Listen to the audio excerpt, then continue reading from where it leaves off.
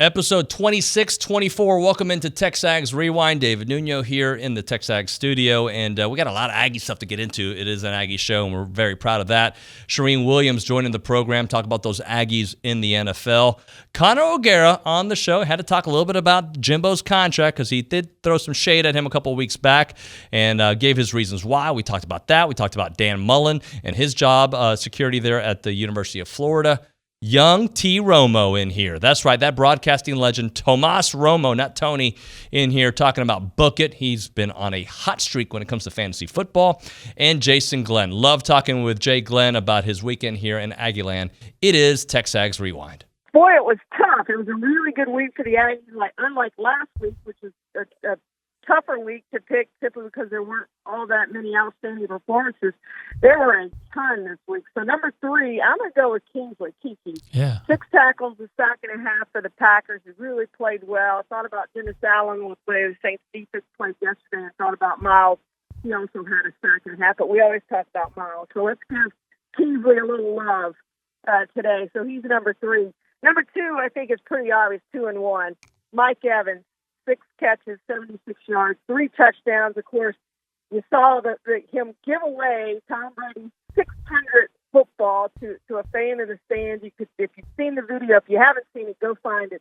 The video on Mike's face as he has this incredulous look on his face as they tell him, "You've just given away Tom Brady's 600 touchdown pass. The football's worth $500,000, and you just gave it away."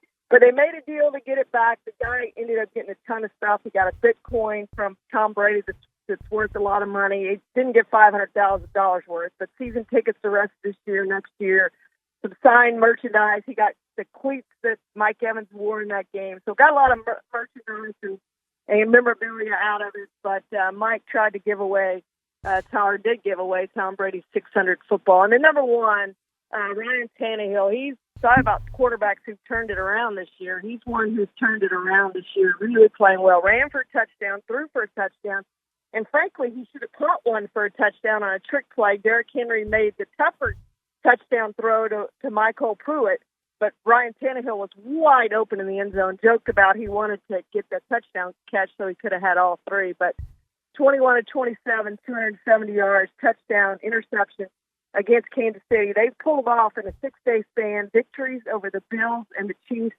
Ryan Tannehill and Derrick Henry have that Titans team rolling right now. They look like one of the better teams in the AFC. Dude, Florida fans they're not happy right now. And I'll be in Jacksonville this week for that game. And I know a lot of people will be wondering, what is the future of Dan Mullen? Because we talked about him finally getting that contract extension. Think about this. Think about how generous A&M and Ross Bjork have been with giving Jimbo Fisher the compensation, the resources that he needs to give him that extension after the top 5 season. Meanwhile, over at Florida, Scott Strickland didn't give Dan Mullen an extension until 3-4 months into the offseason, coming off of 3 consecutive New Year's Six Bowls.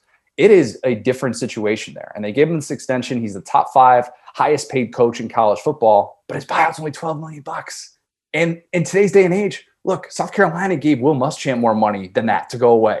So it's not inconceivable to think that if things fall apart here for Dan Mullen, which they're on their way to, like Florida is about to lose its 4th SEC game before November for the first time since 2011. That was year 1 of the Will Muschamp era. I'm going to keep making Will Muschamp references to drive this point home about how bad this is for Florida right now.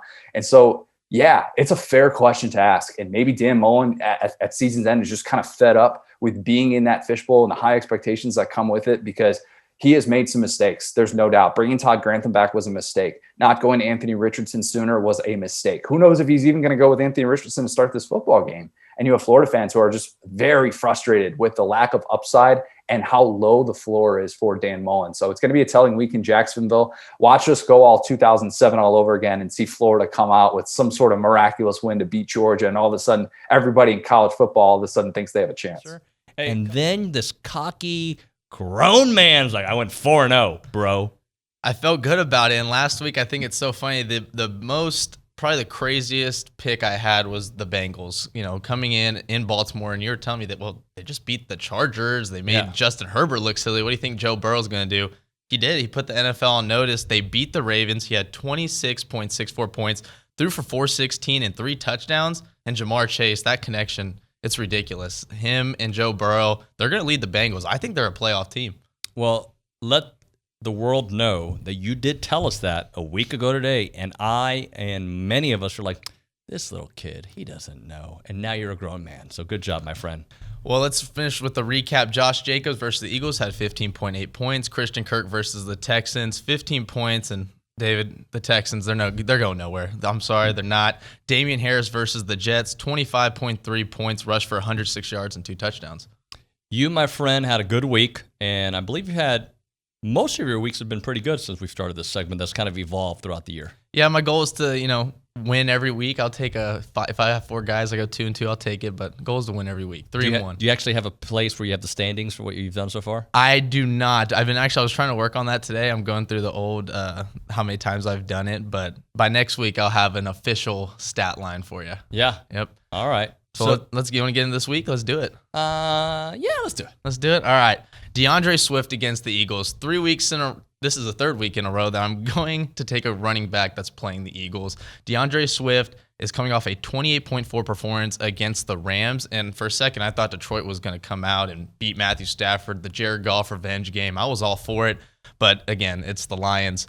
But I will say this. Here's my pick for the week. The Lions get their first win of the season against the Eagles. They get their first. Okay, this is one I'm going to remember next week. Now you'll remember this one. I will remember this one. So you're saying, and our good buddy Richard Zane is a big Lions fan. So. Oh, he's going to like this one. But yeah, book the Lions. Book it.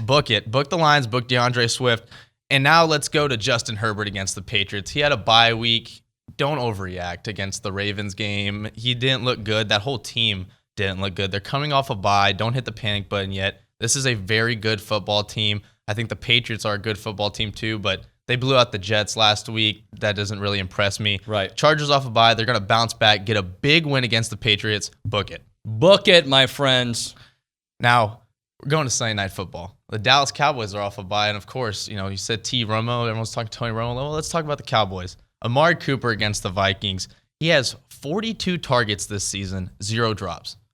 He hasn't dropped the ball yet. And everyone's talking, well, CeeDee Lamb's in the mix now. Michael Gallup's going to be coming back. Amari Cooper is still a top-tier wide receiver. He's still a wide receiver 1 in my opinion. CeeDee Lamb is going to be a superstar.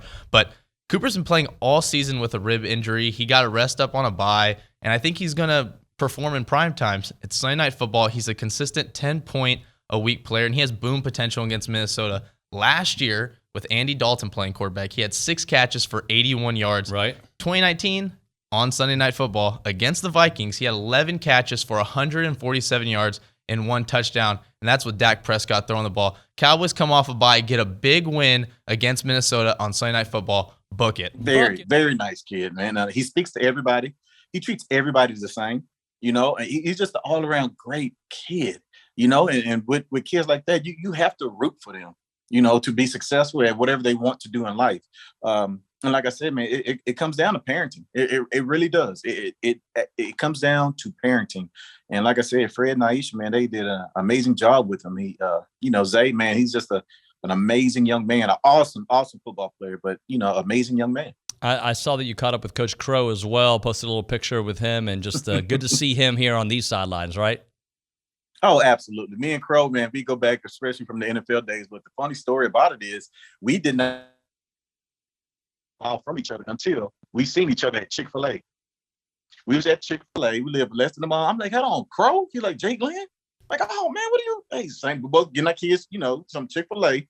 And he like, yeah, I'm thinking about coaching, getting back into some training. I'm like, well, hey, I'm the head coach of a high school, man, and I have some DBs that can really use your guidance.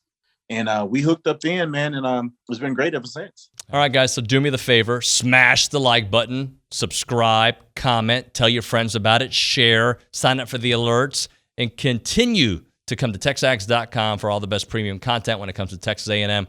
We'll see you guys tomorrow.